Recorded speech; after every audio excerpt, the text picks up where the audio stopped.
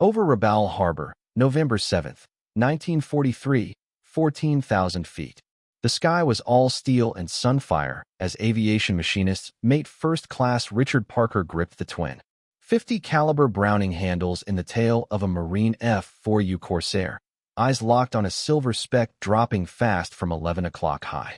A Japanese Zero, coming in at a shallow dive, nose down, guns ready. Same angle that had killed 3 rear gunners in his squadron over the past 6 weeks.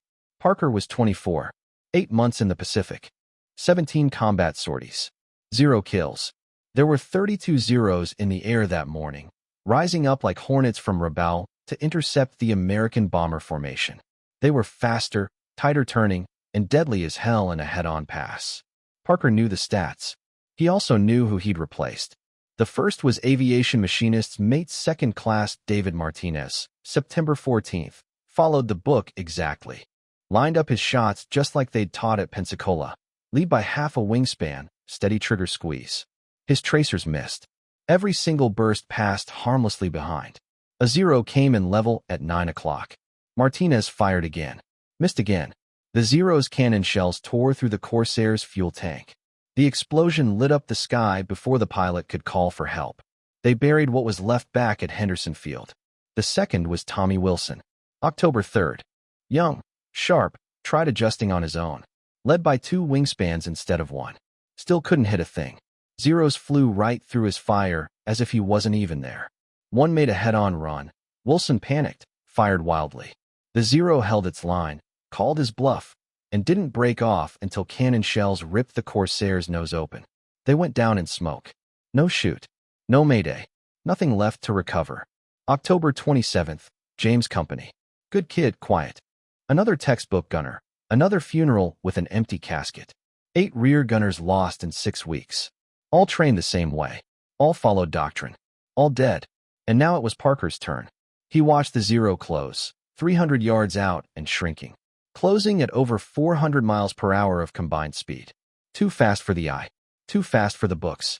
The instructors at Pensacola would have told him to lead slightly, aim steady, wait until the target filled the sight picture. Parker didn't listen.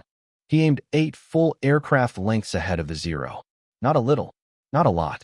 8 entire lengths, straight into empty sky, into a point where nothing existed but a gut feeling and a desperate need to survive. Up front, Lieutenant James Morrison yanked the Corsair into a hard left bank. G-forces slammed Parker into his seat. His arms felt like dead weight. The gun sight bucked against his cheek as the tail shuddered. The Zero streaked into view. A flash of wings, engine, death. Parker pulled both triggers. The twin Brownings roared. The gun mount vibrated with raw violence. Spent casings clattered against his boots and out into the slipstream. The scent of hot oil and cordite filled the air, sharp and metallic. He couldn't hear anything over the thunder of his guns. Couldn't see anything but tracer lines vanishing into the sky ahead. He didn't fire at the Zero. He fired into its future. November 7th, 1943, combat patrol continued. The tracers arced out ahead of the Corsair in a stream that looked absurd at first glance, like Parker had missed the Zero by a mile. But the Zero didn't fly where it was. It flew into the future. And that's exactly where Parker had placed his fire. 3 seconds after the first rounds left the barrels, the Zero collided with them in midair, a perfect intersection of velocity, angle, and prediction. The 50 caliber rounds chewed through its engine cowling. Sparks burst from the prop. One of the blades disintegrated in mid-spin. Black smoke erupted from the cowling like ink poured into the sky. The aircraft rolled inverted, trailing fire, and spiraled into the sea, for miles below. From the cockpit, Morrison's voice crackled through the intercom. What the hell kind of shooting was that? Parker didn't answer right away. His gloves were slick with sweat. His hands trembled, not from fear, but from the raw, silent realization that he'd just broken every rule in the manual, and lived. He hadn't aimed at the Zero. He'd aimed where it wasn't, where it would be, and somehow, impossibly, he'd hit it. They continued flying over Rabaul, an angry hornet's nest of flak and fighters. Below them, the American bombing group hammered the harbor and airfields. Parker's squadron was there to cover the run, which meant the Zeros would keep coming. Parker knew it. He also knew what every rear gunner had been taught back in Pensacola. But now he'd seen what that training couldn't do, and what it had cost. 8 gunners in 6 weeks. Dead because they aimed too short. Dead because they trusted a formula that didn't work when the sky turned real. 3 minutes later, Morrison called out again. 2 zeros. 10 o'clock. Low. Parker swung the turret. Found them. 2 silver fighters climbing into attack position, their wings glinting in the tropical sun. They were closing fast, head-on offset, coming at maybe 200 knots combined. Pensacola doctrine kicked in like muscle memory. Lead the target by half a wingspan for every 100 knots of closing speed. That would mean 1 full wingspan ahead. But Parker had already decided. Doctrine was dead. He did the math in his head. Bullet time, 1 second. Closing speed, 200 knots.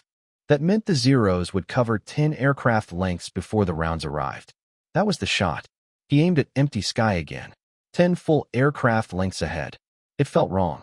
It felt insane. And he fired. The Brownings thundered. A second later, the lead zero flew directly into the stream. The canopy exploded in shards. The zero pitched forward, belching smoke from the fuselage. The second aircraft broke hard, rolled right, vanished into the clouds. Gone. Morrison came on the intercom again, more quietly this time.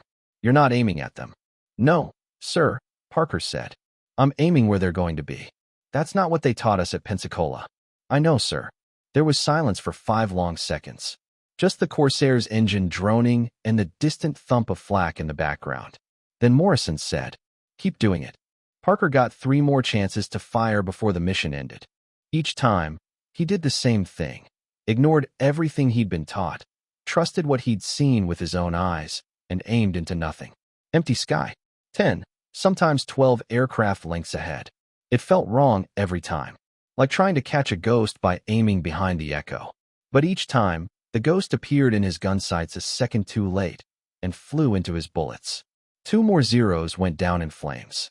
1 veered away trailing smoke, its engine torn open by a burst of .50 caliber fire that shouldn't have hit, but did. When Morrison brought the Corsair back to the carrier, the tail was peppered with holes. The port stabilizer had taken a hit, and 1 flap was stiff on landing. But they made it back, and Parker had done the impossible. 5 firing opportunities.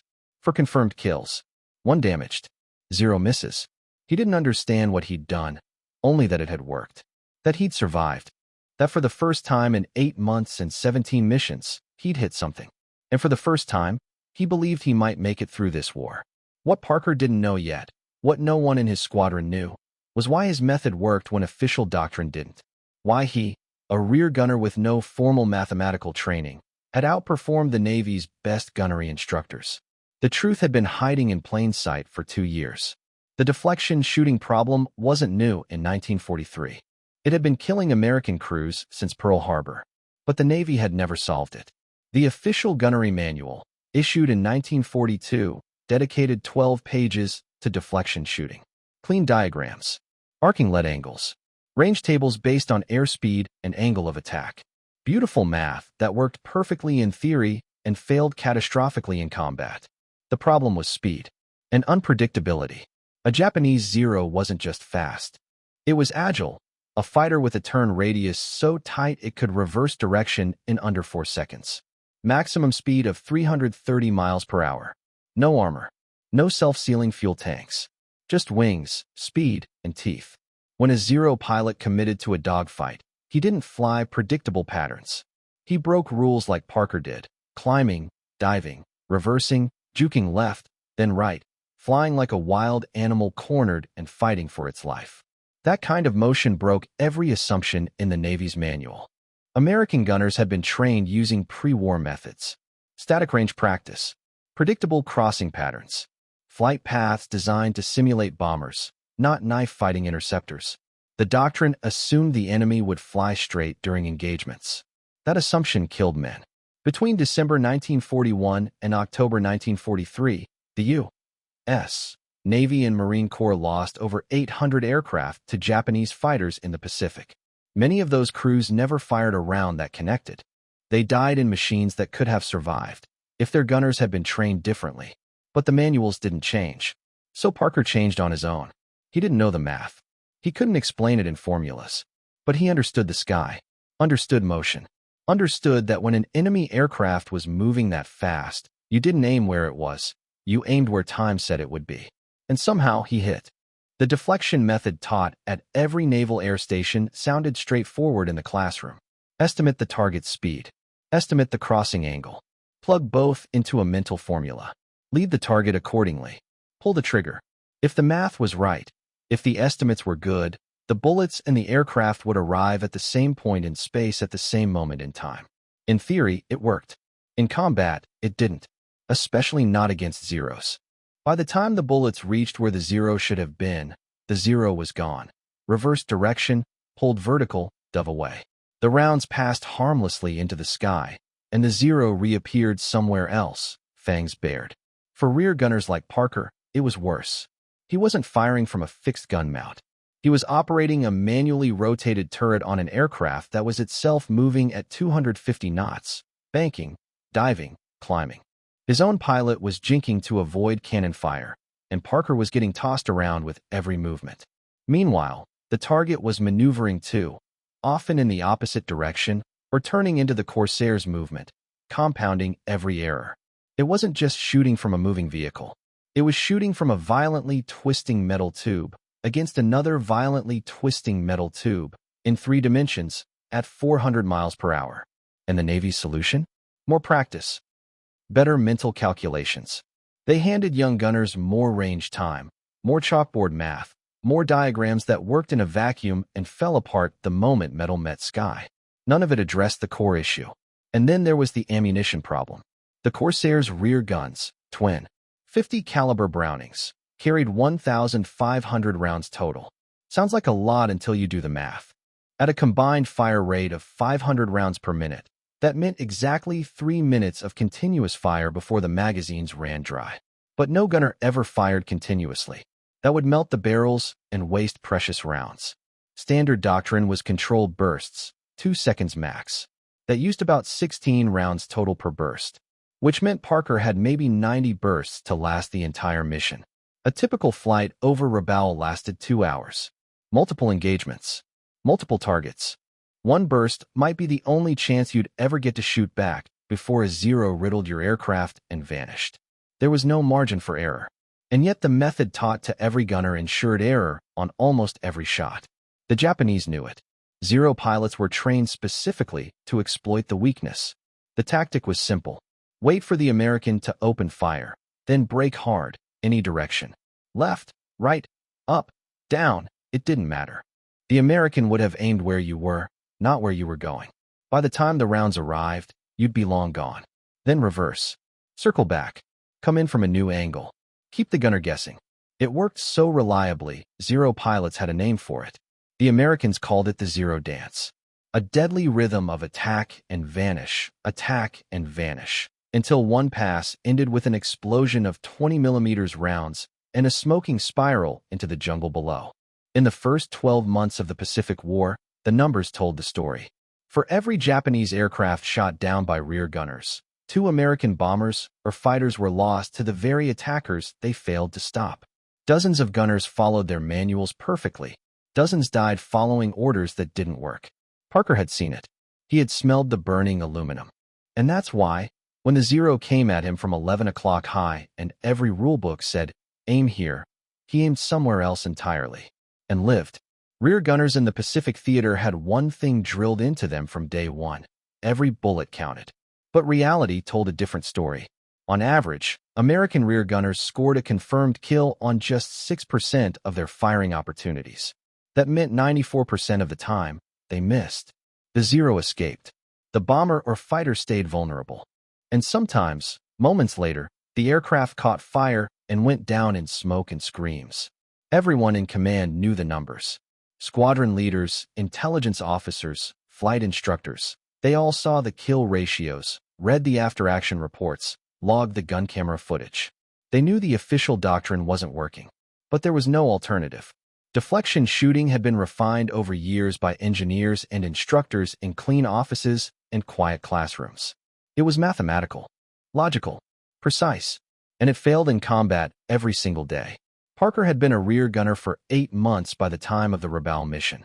He'd faced Japanese fighters 17 times. He'd fired at Zeros that were too close, too fast, too deadly. And every time he followed the manual. Lead the target. Adjust for crossing speed. Fire when it filled the sight picture. And every time he missed.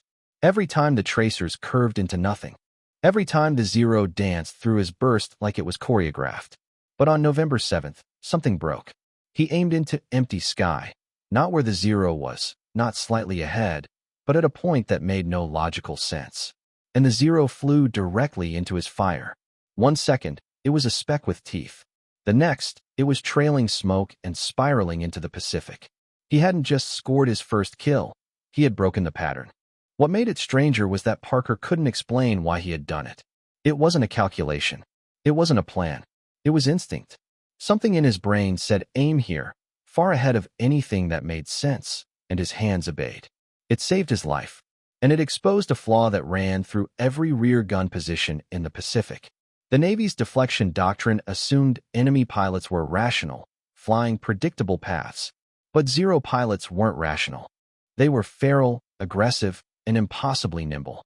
They weren't afraid to press head-on attacks, to reverse instantly, to knife fight at 300 miles per hour inside a cone of fire that would make any instructor wince.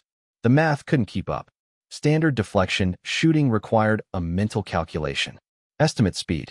Estimate angle. Compute lead distance. Adjust aim. Fire. Even a fast-thinking gunner took 2 seconds to process that. But in combat, 2 seconds was eternity. A Zero moving at 300 miles per hour covered nearly 900 feet in that time. Almost 3 football fields. By the time Parker's brain finished the math, the Zero was already somewhere else. The Navy tried to solve it with better training. At Pensacola, gunners spent long hours on the range, firing at towed fabric sleeves. Those targets flew straight and level. They didn't dive. They didn't reverse. They didn't try to kill you. And gunners who scored top marks at Pensacola got sent to the Pacific, where none of it mattered. Because the first time you saw a Zero slide sideways through the sky, you realized that no chalkboard equation in Florida could help you now. Some squadrons tried to adapt. They began leading more. If the manual said half a wingspan, try 2, maybe 3. But that didn't fix the problem. Because the issue wasn't how much to lead. It was that any lead based on where the target was already obsolete by the time you pulled the trigger. The Zero pilots knew that. They counted on it. When the American tracers lit up, they'd brake hard. Up, down, left, doesn't matter. The bullets would sail harmlessly past.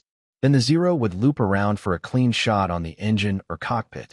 The gunners called it the Zero dance. You fired. They vanished. And sometimes they came back. Fast, low, guns blazing. A few squadrons, desperate for a solution, abandoned precision entirely. They tried saturation fire, emptying as many rounds as possible into the air and hoping a Zero flew through them. But that tactic burned ammo fast. And with only 90 bursts per mission, you couldn't afford to waste even one. So gunners returned to their doctrine. They followed the manual. They fired the way they'd been taught. And they died. Until one of them, an aviation machinist's mate named Parker, didn't. He trusted his instinct over his manual. And in doing so, he broke a rule that had already killed too many men. Saturation fire wasn't just ineffective, it was catastrophic. A Corsair rear gunner who emptied his ammo belt in the first 10 minutes of a mission became dead weight for the next hour and 50. Just a passenger in a glass dome, watching enemy fighters close in with no way to fight back. And even with that desperation tactic, the results were grim.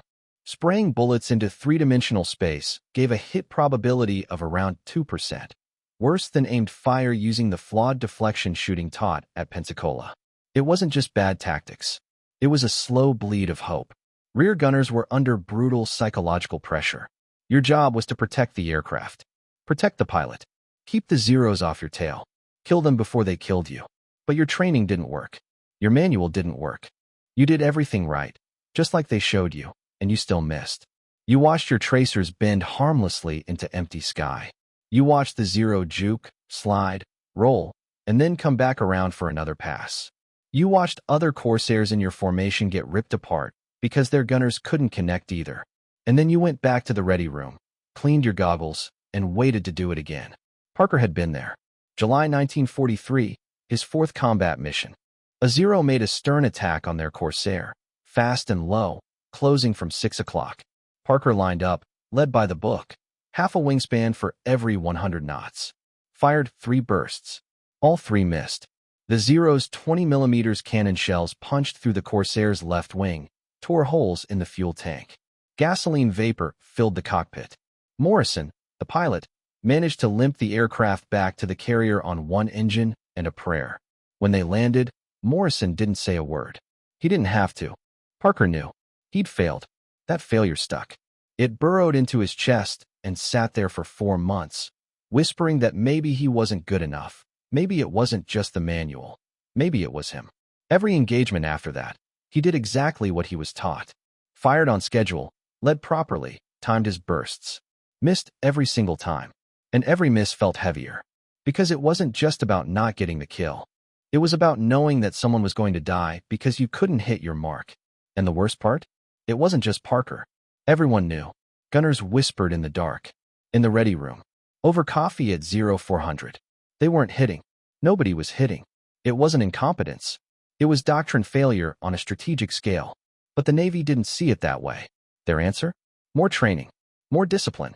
More manuals. Squadron commanders were flooded with memos reminding them of the importance of standardized deflection technique and strict adherence to established procedures.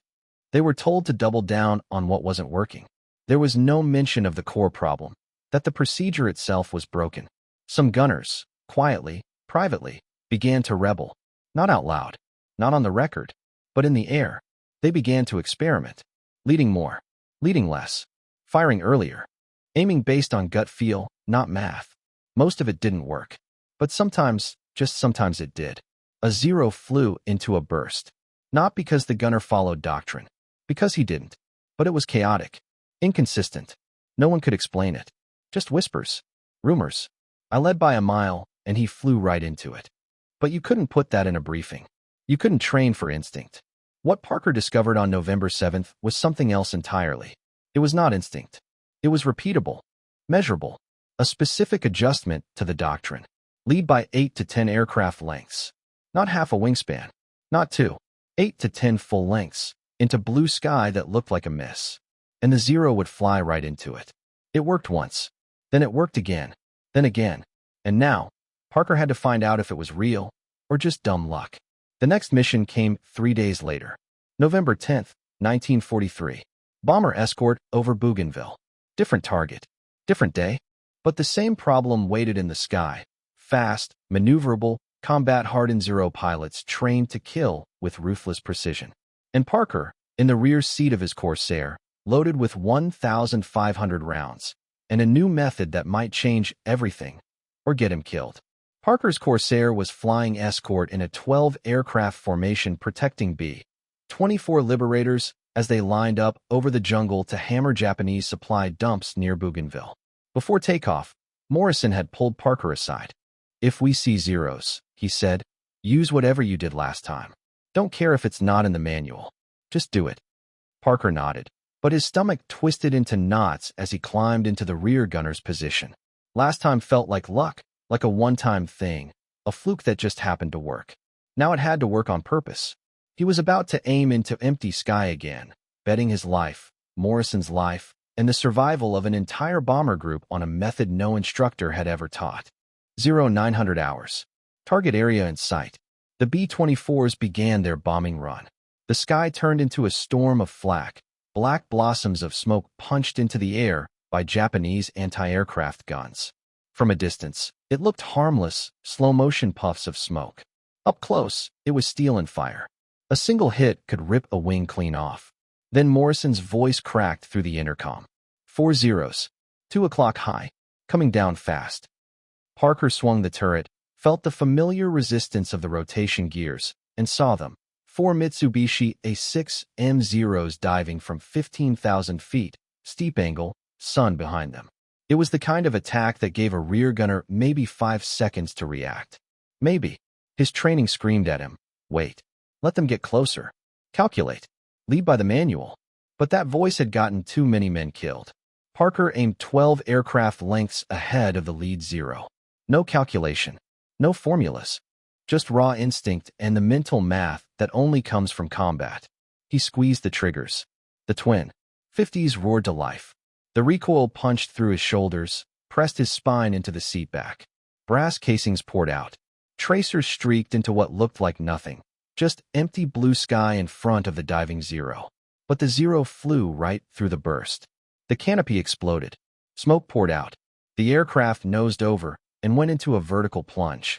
Parker tracked it for a second, watched it spiral into the jungle. No time to celebrate. He swung to the next target. This Zero was banking hard in its dive, trying to throw off aim. Parker led even farther. Guessed where it would be in a second and a half, not where it was now. Fired. The stream of fire cut across the sky like a wire. The Zero's left wing folded, sheared clean by the impacts. The fighter tumbled, flipped once, and disintegrated. Morrison's voice broke through the intercom, louder this time.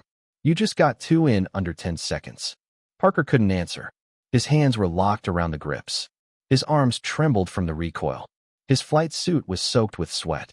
The smell of cordite burned in his nostrils and throat. His helmet pressed down like lead on his head. He could barely breathe. But he'd done it. Deliberately. Not by luck. Not by chance. Not by desperation. He'd aimed at nothing and hit everything. The other two Zeros broke off. Classic Japanese tactic when surprised. Disengage, climb, regroup. Try again from another angle. Parker watched them climb back to altitude. He glanced at his ammo counter. Roughly 200 rounds spent. That meant he still had 1,300 left. Enough for more. But that wasn't the point. The point was proof. It wasn't luck. It was real. A new method. A better method. One that worked in actual combat, against actual Zeros, not classroom diagrams or toed fabric sleeves at Pensacola. The B-24s finished their run. Bombs fell through the flak. Fire erupted below. Black columns of smoke rose from Japanese supply depots. The liberators turned for home. And that's when the Zeros came back. 6 this time. Multiple angles. A coordinated assault.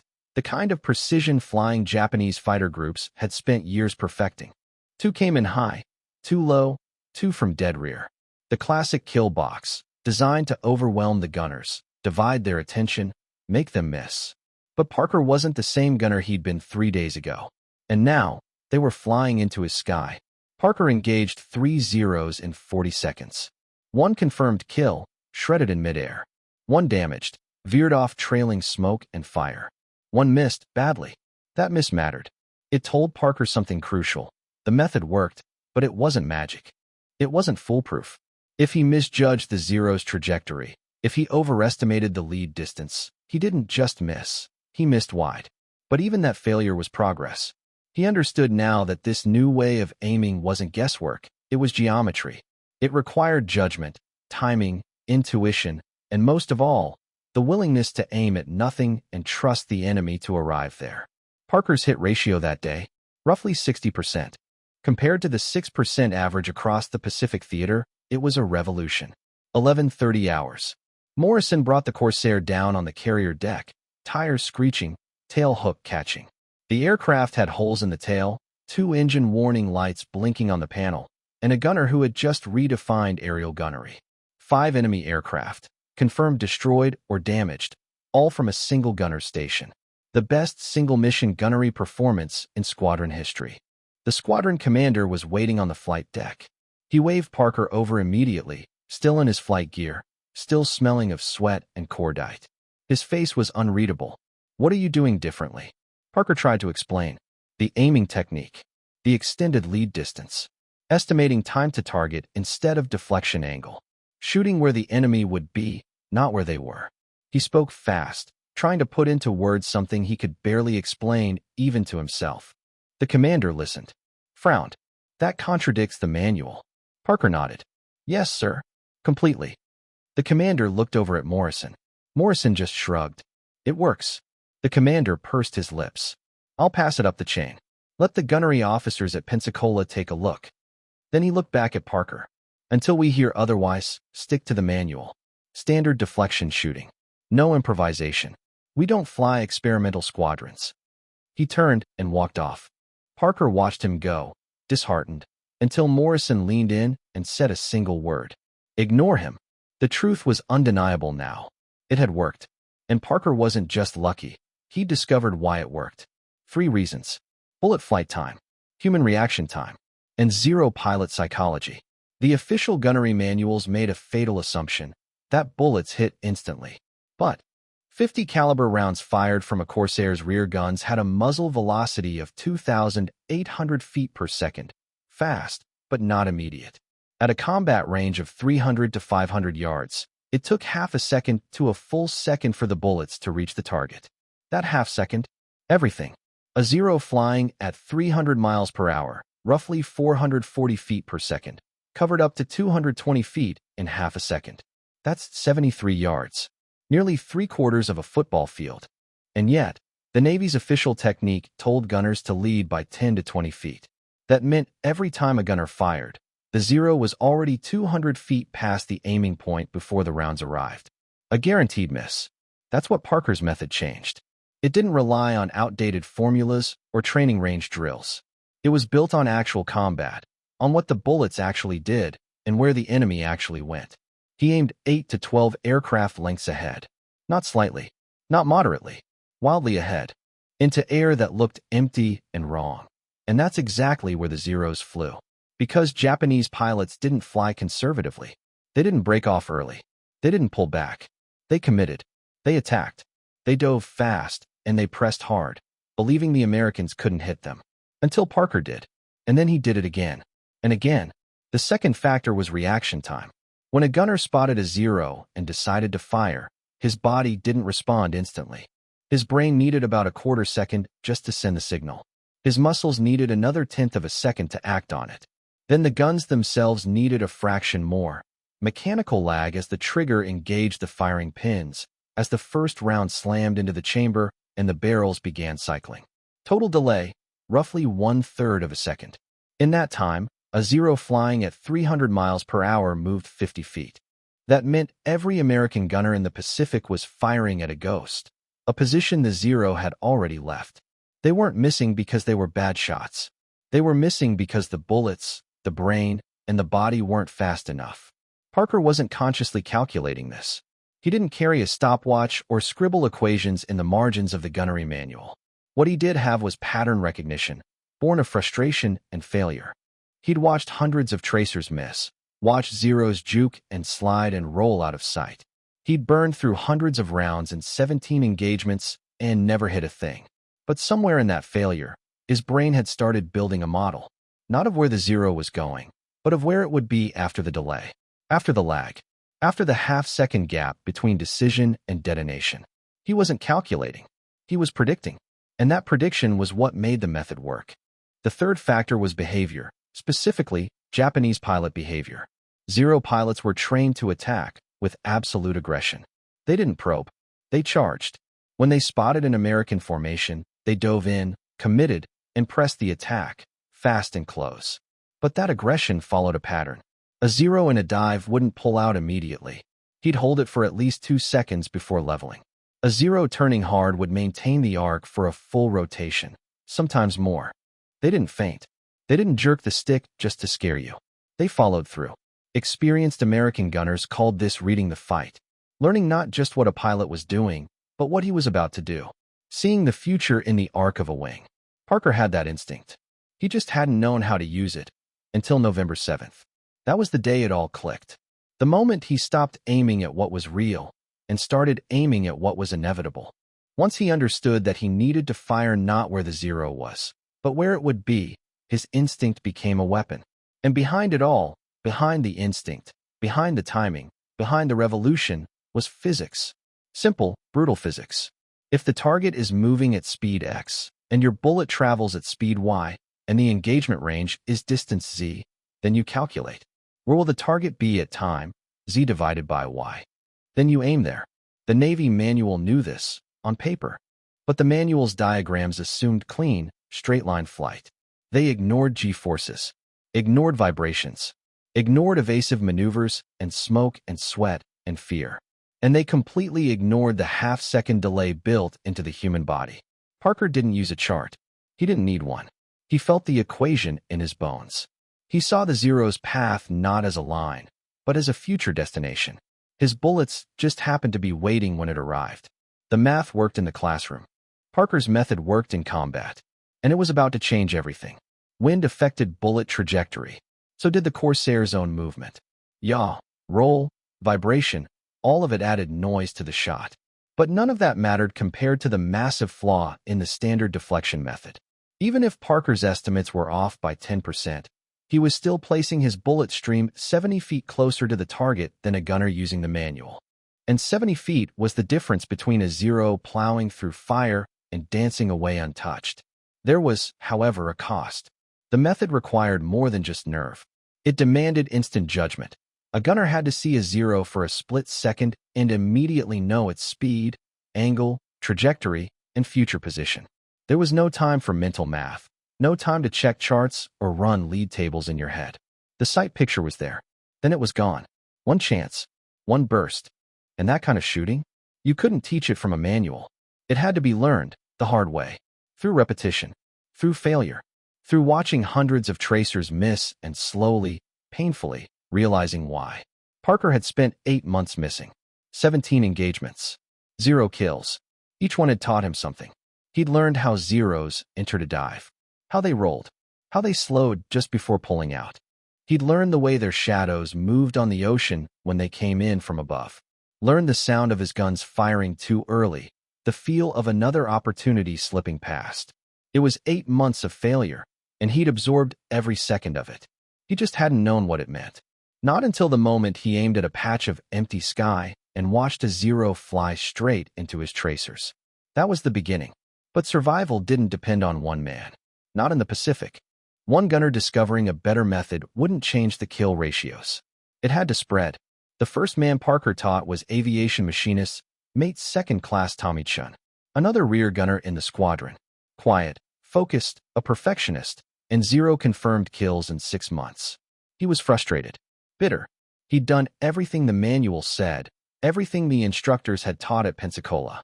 Aimed carefully, led by the numbers, watched every burst miss. He was beginning to believe it was him, that he just wasn't good enough. That night, after Parker's second successful mission, they sat in the ready room aboard the carrier. The air was thick with coffee, sweat, and fatigue. The red lights cast long shadows across the steel walls. Chun leaned in and asked, "How the hell are you hitting them?" Parker didn't hesitate. He said, "You don't aim at them." Chun blinked. "What? You aim where they're going to be," Parker said. 8, 10, sometimes 12 aircraft lengths ahead. Depends on the speed and angle. Chun frowned. "That's not what they taught us." "I know. It works anyway." There was silence. Chun stared at the floor for a long moment, then nodded. And just like that, the method began to spread, not by order, not by doctrine, but by word of mouth between men who wanted to live. Chun looked at Parker like he'd just asked him to shoot at ghosts. "It sounds impossible," he said. Parker didn't argue. He just nodded toward the hatch. They went topside, out onto the dark flight deck under the stars. No flight ops. Just the steady thrum of the carrier's engines, the salt wind off the Pacific, the smell of oil and steel. Parker crouched beside a parked Corsair, used his hands like a chalkboard. "The zero's here," he said, holding his palm at chest level. "You've got 1 second of bullet flight time. At 300 miles an hour, that zero moves." He stepped back. This far. Chun squinted at the space Parker was pointing to. It was empty. No aircraft, no target.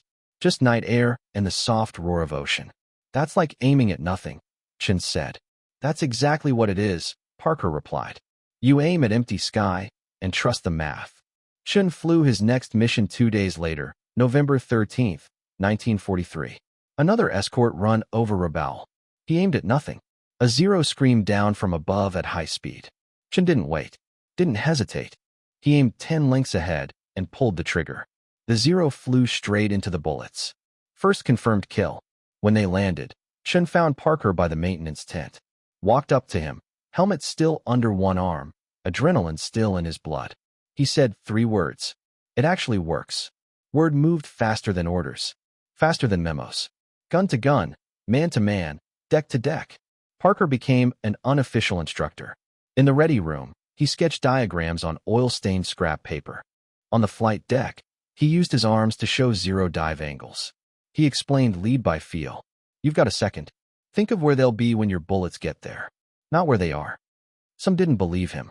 Aviation machinist, mate first class Robert Hayes, shook his head. This contradicts everything from Pensacola, he said. The Navy wouldn't teach something that doesn't work. Parker didn't argue. He just showed him the numbers. 6% hit rate with the manual, he said. 60% with this. Hayes tried it. Got 2 kills his next mission. He didn't argue after that. By December 1943, 8 gunners in Parker's squadron were using what they called the extreme lead method. Their kill count jumped. 9 confirmed kills in October. 41 confirmed in December. The squadron commander called Parker in. You teaching some kind of unapproved technique? He asked. Yes, sir, Parker said. The commander looked at the numbers, then looked at Parker, then said, keep doing it, but don't put anything in writing. The method spread beyond the squadron, quietly. Carrier air groups rotated ships. Crews met during Liberty calls. In bars in Sydney, on docks in Espiritu Santo, over smokes on the hangar deck. Gunners traded stories. Someone would say, I'm missing every shot. Someone else would say, try aiming where they're going to be. Parker's name would come up. The method would be passed on. If it worked, the new gunner taught his own squadron. No paperwork, no briefings, just survival. In January 1944, aviation machinist mate first class James Wilson, from VF-17, heard about the technique during a joint training op. He didn't buy it until he watched Parker demonstrate it. Wilson brought the method back to Fighting 17. Within 3 weeks, their gunnery hit rate doubled. His squadron commander asked what changed. Wilson explained. The commander replied, I can't officially endorse it, but I'm not going to stop you either. That became the pattern. Official disapproval. Unofficial acceptance. The Navy's manuals said one thing. Reality said another. And commanders? They listened to results. If gunners were hitting more targets and more pilots were coming home, they didn't ask too many questions. By March 1944, the technique had spread across 15 squadrons on 4 different carriers. The gunners called it different things. Extreme lead. Future point shooting. The Parker method. Nobody called it by an official name, because there was no official name. No line in the Navy manual. No bulletin from Pensacola. Just whispers on the flight deck. Chalk diagrams in ready rooms. Knowledge passed from survivors. No paperwork. No doctrine. Only results. It wasn't taught in classrooms.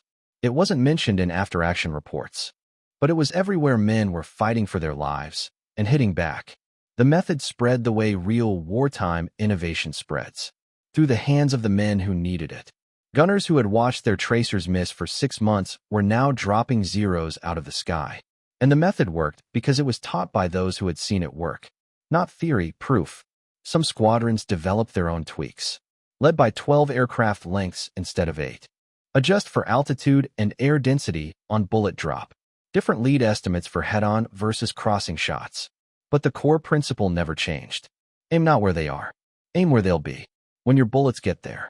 By mid-1944, Parker's method had reached squadrons across the Central Pacific, South Pacific, and as far west as the Philippines.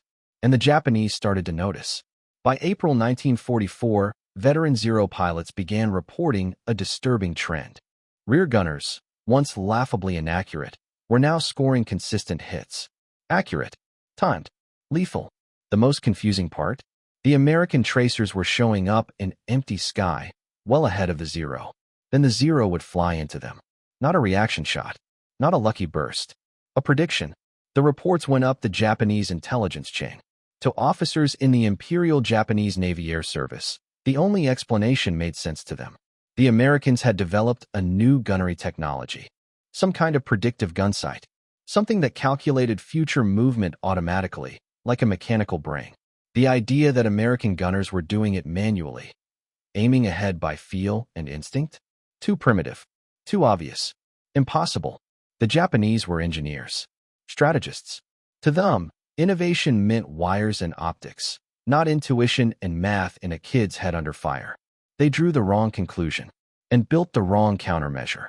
Zero pilots were ordered to become more unpredictable, brake harder, change direction more often, vary speed every few seconds. The theory: if American gun sights were predicting a flight path, then erratic movement would confuse the system, break the algorithm. But there was no algorithm. No technology, just a man with a pair of 50s and a gut instinct. And ironically, the Japanese tactic backfired. The more unpredictably they moved, the more predictable they became in pattern. Because aircraft, even agile ones, couldn't change physics. Every turn committed the Zero to a minimum path. Every reversal locked them into a second of trajectory. Parker's gunners didn't care what direction the Zero turned. They just needed to know when. A hard break left meant a turn was coming. And that meant the Zero would be there, mid-turn, right when the bullets arrived. The Japanese made things worse. The more erratic the Zero tactics became, the more confident Parker's students grew. What the Japanese saw as chaos, Parker saw as rhythm. A sharp dive, a full bank, a climb into a roll. Every movement was a tell. Every move had a future point. That's all Parker's gunners needed. Japanese tacticians tried other responses. They tried high-speed slashing attacks, hoping speed alone would outrun the bullets. They trained new pilots to avoid turns entirely, to break off and re-engage later. But by then, American air power had shifted. Gunners weren't just fighting to survive anymore. They were winning. And Parker's method, still unnamed, still unofficial, still whispered, had quietly rewritten the rules of aerial gunnery in the Pacific. The Japanese tried everything. Their first adjustment came from the 11th Air Fleet Tactical Advisory Board, a recommendation to attack from dead astern, where American gunners had the worst deflection angles. And for a while, it worked. Rear gunners struggled to lead directly behind, where the sight picture collapsed into a narrow cone of fire. The Zeros came in low, fast, tight on the tail, just inside the blind spot. But then the Americans adapted. Gunners like Parker adjusted their estimates, not by inches, but by aircraft lengths, mentally offsetting the shot to where the Zero would climb out of the attack run. Once again, the bullets met the plane, not the position. Then came the next tactic: high-speed diving attacks. The theory was sound. If you reduce the time the American gunner has to fire, you reduce the chance of getting hit. Zeros started diving from 15,000 feet, nose down at 400 miles per hour, intending to streak past before a gunner could react. But Parker's method worked at any speed. Faster targets just required more lead. The gunner's mental math adjusted automatically. If the Zero's moving twice as fast, aim twice as far ahead. That was it. No slide rules. No formulas. Just experience, repetition, instinct, and Parker's rule. Aim at the future, not the fuselage. Some Japanese squadrons tried coordinated attacks from multiple angles. For Zeros from different quadrants, converging at once. They believed a rear gunner couldn't possibly track that many vectors. They were wrong. Because Parker's method didn't require exact geometry. It didn't require plotting speeds and arcs. It just required one question: where will he be when the bullets get there? A skilled gunner could glance at a diving Zero and in half a second estimate. Speed, 320. Distance, 400 yards. Time to impact, just under a second. Then fire. Then pivot. Then repeat. What was meant to overwhelm Parker's gunners only gave them more chances to shoot. The core problem for Japanese pilots? They were fighting a phantom. They thought they were facing a new American weapons system. Advanced optics, range-finding gyros, predictive targeting computers. None of it existed. Parker's gunners had no special hardware. They had 50 caliber Brownings, a simple iron ring sight, and their brains. The enemy was fighting technology that wasn't there. By summer 1944, the cost was undeniable. Zero losses to American rear gunners had tripled compared to late 1943. Japanese aviation intelligence was desperate to explain the shift. Reports came back from the Philippines, from Formosa, from Truk. American gunners hitting too accurately. Tracers appearing far ahead of intercept angle. Zeros flying into bullet streams at full speed. Their analysts combed through wreckage. No new gun mounts. No new sights. No fire control computers. And yet, gunners were scoring kills with increasing regularity. Captured Japanese documents from August 1944 show their conclusion. American bomber defense positions now include mechanical computing devices to generate accurate firing solutions. That line appeared in 3 different regional intelligence reports. They were describing Parker's method, but attributing it to a non-existent machine. They assumed Americans were winning because of superior hardware. The truth was much simpler and much harder to counter. Because you can't outmaneuver human instinct once it's trained to see the future. Japanese pilot schools adjusted in the wrong direction. They doubled down on tactics meant to fool machines. More erratic turns, tighter spirals, direction changes every 2 seconds. But all that movement meant longer commit times and more predictable trajectories. Parker's gunners loved those fights. The Zero's frantic zigzags only gave them more windows, more certainty. The irony? If the Japanese had taught their pilots to hold steady, to mask intent until the last moment, to brake late and sharp, they might have had a chance. But they trained for a machine, and they died to a man with a .50 caliber, aiming into the future. They taught high-speed attacks, when medium-speed strikes from unexpected angles would have left American gunners with no time to estimate lead. The irony was brutal. The solution was simple. If Japanese intelligence had captured a single American gunner and asked the right question, they might have cracked it. How are you hitting us? The answer wasn't classified. It wasn't encrypted. It was just this. Aim farther ahead. That was it. No computing device. No advanced optics. No radar-assisted sighting system. Just a man. With 2 eyes. A memory of missed tracers. And a guess about the future. But that interrogation never happened. The few American gunners who were captured either didn't know Parker's method, or couldn't explain it in terms their captors understood. The language of instinct and estimation doesn't translate easily under duress. So the secret stayed secret, not by design, but by chance. And it changed everything. In late 1943, American bomber formations over the Pacific were losing 10 to 15% of their aircraft per mission. By mid-1944, that number had dropped to 3 to 5%. Yes, part of the improvement came from better fighter escorts. P-38s, Hellcats, Corsairs in tight formation. And yes, part came from the decline in Japanese pilot quality. Their best men were gone, killed in action, replaced by undertrained cadets. But a significant portion of the change came from the rear guns, from gunners who had stopped missing, from a man aiming at nothing and hitting everything. The real problem for Japanese pilots wasn't the guns. It was the idea behind them. They were fighting an enemy they didn't understand. Not because the enemy was mysterious, but because they refused to believe the enemy could be that simple. To them, accuracy meant technology. To Parker, it meant memory, sweat, judgment, and 10 seconds of trust. Parker's method didn't receive any formal recognition. Not during the war, not in the final months, not in the post-war announcements. But the Navy knew. In 1946, a comprehensive study of aerial gunnery was conducted across all Pacific squadrons. Researchers at Naval Air Weapons Command poured over thousands of mission reports, kill ratios, ammunition usage, gunner interviews. The data was conclusive. Squadrons using the extreme lead method had 3 times the kill rate of units following the official deflection doctrine. The conclusion was phrased diplomatically. Unauthorized field modification of shooting technique contributed significantly to aerial combat effectiveness in the final 2 years of the war. That was the Navy's way of saying, this worked. We didn't authorize it, but we're going to keep it. By then, it didn't matter. The method had already spread through the fleet, passed from gunner to gunner, carrier to carrier, until it became standard operating procedure without ever being written down. Then, in 1947, something subtle changed at Pensacola. Training manuals were quietly updated. Instructors stopped talking about half-wingspan lead, started using phrases like dynamic deflection. Still no mention of Parker. No citation. No footnote. But the diagrams now showed lead distances twice as long. The doctrine had shifted, and it didn't stop with the Navy. Army Air Force gunners in the European theater began adapting the same method. Tail gunners in B-17s and B-24s, hitting German Bf-109s and FW-190s with improved accuracy. It turned out, the laws of physics applied in Europe too. Fighter speed, bullet time, lead distance, Zeros or Messerschmitts, it didn't matter. A bullet still needed a second to get there. So you aimed a second into the future. By 1945, it was everywhere.